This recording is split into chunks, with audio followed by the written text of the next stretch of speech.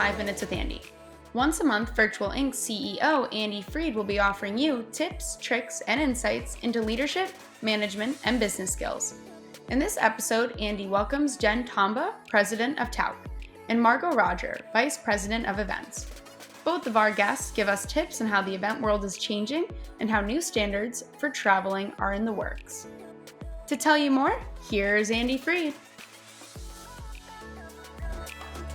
Hello, everybody. I'm delighted to be joined in the attic today by two women who really know their stuff about events and meetings and the whole world that's out there outside of attics. I'm joined today by Jen Tombaugh from Tauck. Jen, thanks so much for joining us. Andy, great to be here. Hey, tell us a little bit about Tauck.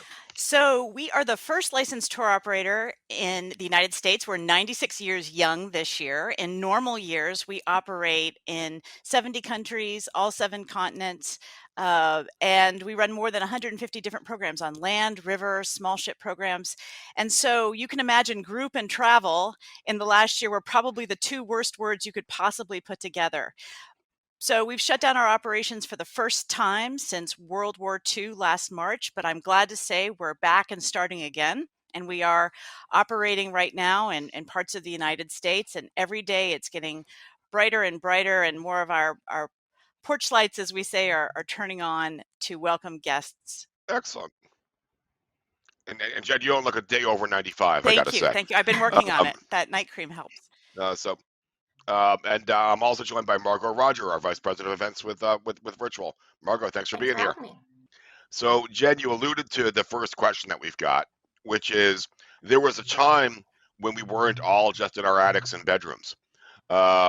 So, is that time returning, and what do you see happening in the world in terms of travel getting back? It is absolutely returning, and you're seeing consumer sentiment and willingness to travel and propensity to book increased dramatically. They're reaching now in the 60-70% level domestically, and that is very strongly correlated with the vaccination rates.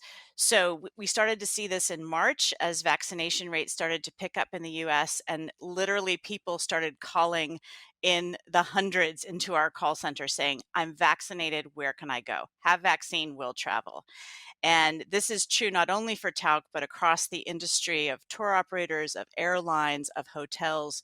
And certainly you've seen that in spades, specifically in resorts and coastal destinations in the US that have been more open, where people are finally having the license and the willingness to travel. They're feeling safe and they're ready to go. That's great. Marco, how about from the event standpoint? Has there been much motion of events returning? Yeah, right, for sure. We're actually seeing similar trends that Jen had mentioned in terms of people looking to get back to in-person events as attendees. A lot of our groups are working on some in-person events for the fall timeframe in 2021 and returning full force in 2022. So, Jen, you said earlier that what the worst 2 words you could put together. I've been trying to come up with ones that in my head that are worse. But certainly it seems like there were all kinds of bad combos over the past year, and so many of them had to do with safety. So we talk a bit about the safety in the travel industry. I guess coughing seatmate might be a bad combo of words that I'd put together. So.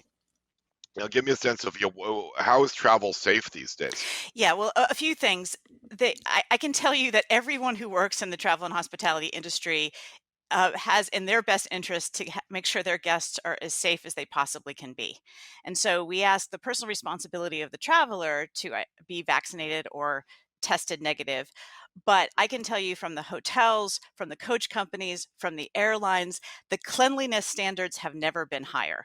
In fact, I could argue, and I think that's actually been proven out by the Harvard Chan School study, that airlines are actually a safer place to be than sometimes your own dining room because of the air circulation that is happening on the airplanes. And certainly it's the same is true for coaches.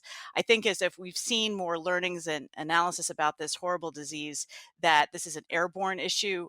It's not a fomite issue. It's not a touch thing. And so while all of us are continuing to disinfect and spray and do all of those things, it really becomes a question of getting outside, getting airborne airborne, but most importantly, again, for the traveler, getting vaccinated. But I can tell you, for us, and I think is true for across the industry, we have certainly very high standards that all of our partners have not only exceeded, but are even continuing to innovate against. And so I feel very, very comfortable recommending travel in many, many places, certainly domestically and increasingly internationally to others. We do see many of our travelers asking that the destination that they go to also have high vaccination rates. That is also a driver of a willingness to go. And so again, while the US is opening, we expect to see more momentum coming into places like the UK when that's likely to open in June or early July to US travelers, and then further into Europe. There'll be other destinations, for example, in India, where people will probably be hesitant to go, obviously, for quite some time. But I can tell you right now, for Israel is a very hot seller for us right now because their vaccination rates as a country are well over 60%. Got it.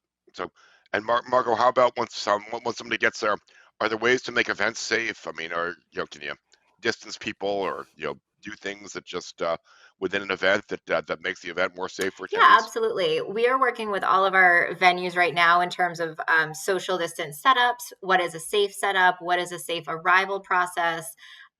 What are some other contingencies that we can put in place to make our attendees feel safer?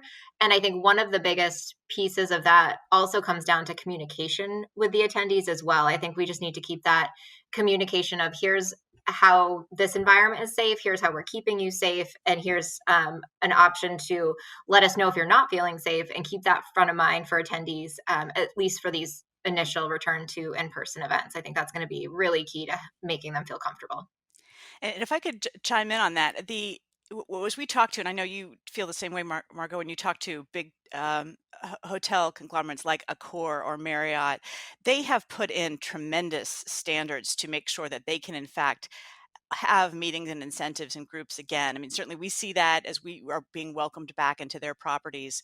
And just the overall way that they've thought about not only the welcoming of groups, but also the way meals are being served. It's all very carefully done to allow and work with the restrictions that are put in place. I'll also just share that I learned myself the other day that UK Inbound, which is the association that welcomes inbound travelers into the United Kingdom, has actually done a test of meetings in Liverpool where there were no masks and no social distancing. You had to be tested to enter. But part of this, we're going to be learning a lot, just as we're learning about schools going back and what all that means. The next couple months are going to continue to see a tremendous amount of innovation, and that the pace in which change is happening is just extraordinary. I mean, literally every day this month I've woken up to some new news. And so we're all just sort of holding, fortunately in a positive direction, but we're all sort of holding on to see what the industry brings. But I know my first meeting is in 3 weeks in New York, and I can't wait.